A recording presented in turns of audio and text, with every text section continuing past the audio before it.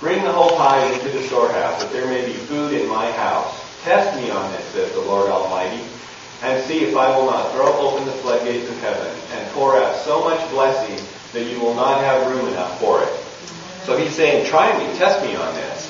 And it's interesting, it doesn't say, and I'm going to give you a pile of money, or a bunch of land, or a nice house, or the best car, or a truck, or anything like that. He says, I'm going to bless you.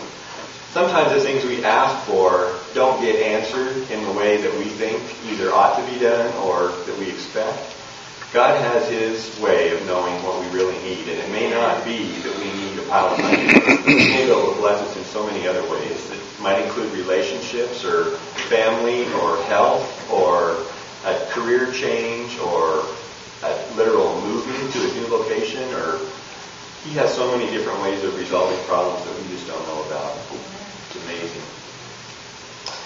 Let's look at Matthew 6, 26 and 27.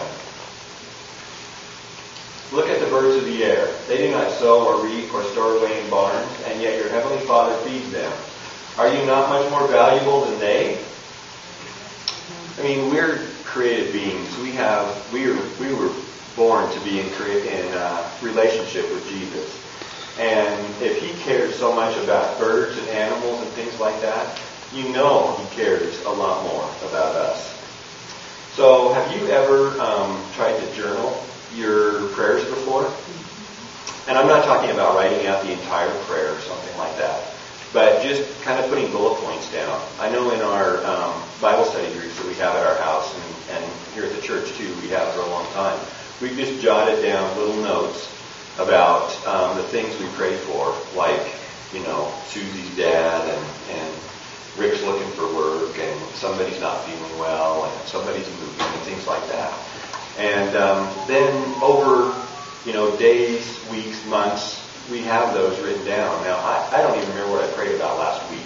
My memory's that short.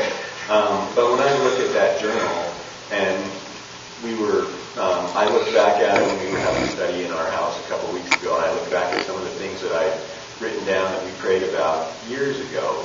And it's amazing how God has answered those prayers through the course of time, directing and just guiding people along, and actually, in some cases, some miraculous answers. And He's taken care of those things. But if I hadn't looked back in that journal, I would never have remembered some of those things. And so that's comforting to me, and it's also confirming to me that when Jesus makes some of these promises, He truly does follow through with them. Just to close, Jesus is that dad that's wanting to take care of us, that's wanting to just take away the hurt, take away the pain. And a time's going to come when that happens, but until then, He understands what we're going through. And He wants us to trust Him. He asks us to choose Him.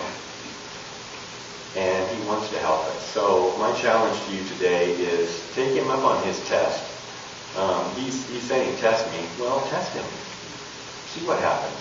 He will be faithful. Just try it. Believe in Jesus.